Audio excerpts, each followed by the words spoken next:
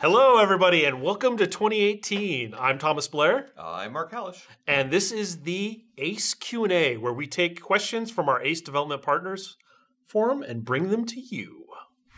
Okay, question. Could you please go over your class design methodology and how you end up with classes that are ranged and have great mobility, escapes, and a lot of damage, and crowd control?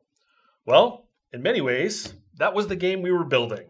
Right? I mean, so the idea is the base kit is very strong, and we kind of give balance within the role of that base kit. And then with disciplines, you just go off the chart. Right? I mean, that's what ends up happening in many cases. And we don't really want to make the discipline suck because everybody can use it. Right? I mean, Wood Elf, for example, is probably why they bring this up, is because the Wood Elf Ranger combination. Right? Because you can, hey, you've got ranged and you can teleport. And it's just really, really good. And yeah, it is really good.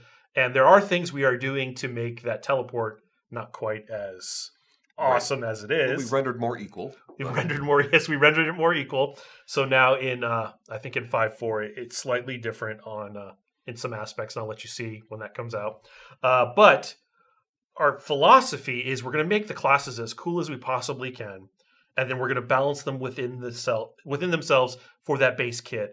And then the disciplines are really going to let you go off the rails, right? And if things get really out of hand, we're going to step in and take care of it. Yeah, and that's really sort of been our philosophy with this is pretty much, hey, we're not gonna try to anticipate, oh, this is going to be, obviously we're going to use best practices and not make anything that's too terribly broken, but we're also not going to be like, well, we're not going to let you do A and B. We're going to see if A and B is broken first before we take any sort of. And in a lot of cases, we don't see the combination of actually A, B, and then. Yeah, I mean, once you guys get your hands on it, like you're gonna find all kinds of interesting, crazy stuff. And then it takes us to respond, right? It takes us time to respond. Right. And what's interesting is people are going to look back and they will never have known that there was a time when you could, for example, blink when rooted. Right. But it existed for probably 2 months in this last test cycle. People will remember it who played it. Right.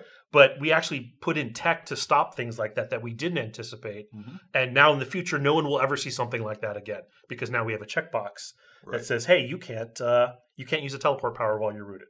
So there's a lot of that, which is just things that we didn't think about, and ways that you guys combine these things to make crazy combinations. And then there is a degree of we just want to make things really fun too, right? And we don't want to bind ourselves to everything must be equal, because then you're going to end up with a very bland vanilla experience, right? So I think that answers that question pretty good. Okay, another combat question. I'm interested to hear what the thoughts of the current state of combat is, and particularly the developers. Are they happy where combat is? What can be improved? And are we going to see more iteration done on this extremely important part of the game? Right. And I don't think that, just that last portion of it, I don't think combat iteration ever stops. Yeah, I mean, forever and ever. It's a forever thing. Right? I mean, I don't think we have put out a single update that hasn't had at least one small tweak to a power in it, period. Right. They just happen, and they will always continue to happen, because one of the things that Mark and I do a lot every week is watch the videos that you guys make. So we see combat things, we see things that annoy us, we see things that are broken, and we go and fix them, right? Which is great. So again, thanks for a lot of those videos. They really help out. What are our general thoughts? I think that right now we're in a fairly good state. Things aren't extremely broken. Right. We really don't have any one-shotting problems, which is good. It's funny, a lot of the problems that you could have, nobody thinks about unless they're there. Right. And if they're not there, they're looking for other things that are problematic. Sure. Right? And if you remember when like early on when I first joined the team too, like I sort of presented my philosophy to you as far as like, hey, I don't want to get hung up on the stats of everything, right? So like a nice calm baseline as far as stats, I want to break on the meta. Right, that's essentially that's the fun part, right? Which is, and that's a lot of what the moment to moment iteration is about, is trying to make sure the meta's good, right? Oh yeah, so I think that doesn't mean we ever stop. So like, what things can we do? There's things that we've always wanted to do, and it's just engineering time. Like I've always wanted to put haste on weapons so that you can play back your animation, your particles and sounds, and all that a little bit faster, so that way we will actually have a difference between slow weapons and fast weapons. We don't have that yet. That would be cool if we got that. a directional hit shake. That's a small thing, but actually right now we have a universal screen shake, and we don't have a screen shake that happens in the direction of the weapon. That's nice. Hit pauses when you hit something. It's client side only, and it just adds a slight pause to the impact, but it makes impacts feel more meaningful. So a lot of these little things, and the cool thing about combat is when you add these little things, like we did in this most recent one with input buffering, a lot of you won't even feel that. Yeah. But as the whole package of combat, it will generally improve as we add a lot of these small things. There is no one magic silver bullet. Yeah, there never is. A lot of these things are like A/B, right? Like if you like music production or whatever, the changes are so subtle. But if you look back, if you were to compare combat now to where it was a year ago, you'd be like, wow, it is. Right. It is 1,000 times better. It's always those little changes. And then, as we put them out, you adjust to what the current is, and then you forget about the way it was. Right.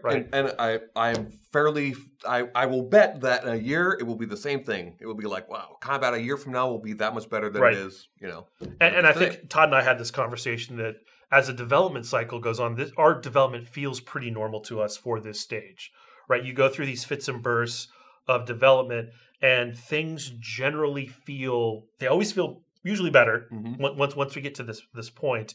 And for you guys as players, you really haven't been exposed to stuff like this before, right? Because no big MMO company has ever shown behind the scenes, basically starting from, where did we start with? Hungry Dome, Greybox World, and then advancing all the way through in these last couple of years. So you've got to see everything. So I think that's really exciting if we were to look back. Right. And I think at some point we should probably do a kind of a timeline. Yeah, that would be fun. Because we recorded a lot of that old footage and be like, oh my God, look at how bad. I still have some of those old screenshots that I look back and I'm like, oh wow, I forgot that happened at that point. So could always be better and will always get better. So I think that's kind of the brunt of the answer there.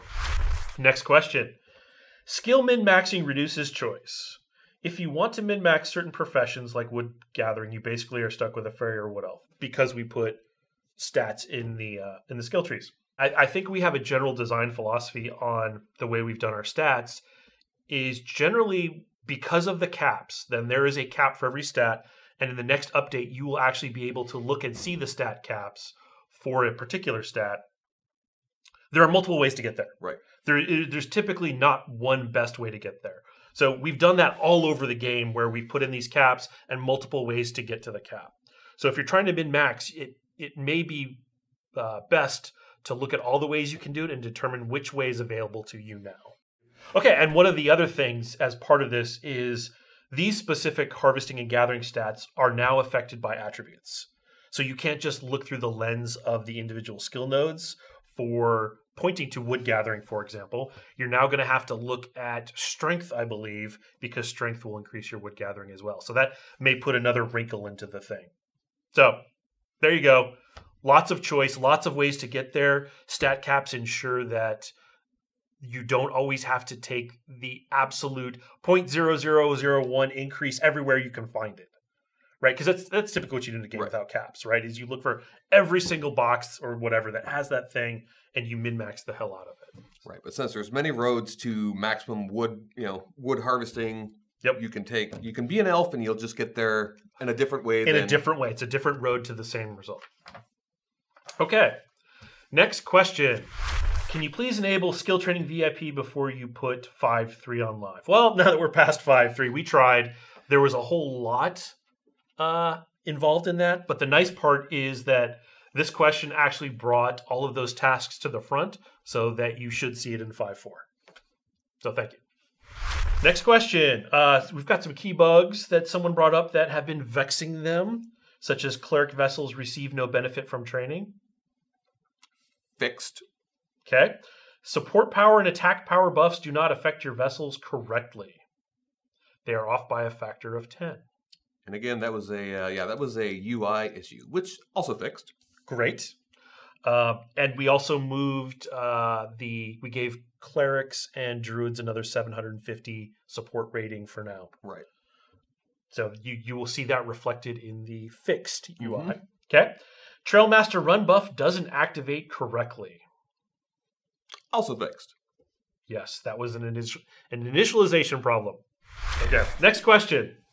I noticed there's a new tab on the account window called Connected Accounts. Can you tell us what this will be? Yes, that is a button that will link your account to social media. I'm sure everyone is familiar with this concept now that you can link up Twitter, Facebook, and all those other things to your game account. That is where that will go.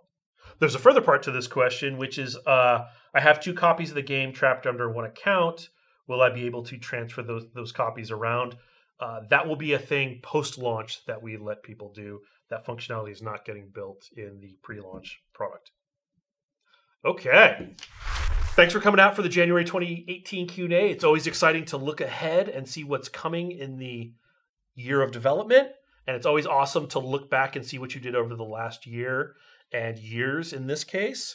So look forward to seeing you in another week when we do the patch notes reading for 5.4 for all of the tweaks we've already made that will be in your guys' hands very soon. Can't wait to see you in game. See you next time.